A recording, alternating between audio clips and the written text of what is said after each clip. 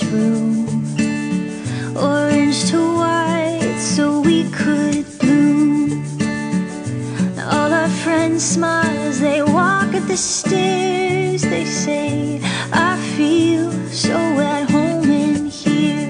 We were held by this house through the ups and the downs, and it's where we held each other, scratching floors, slamming doors, and then a patching up. This is where we built us.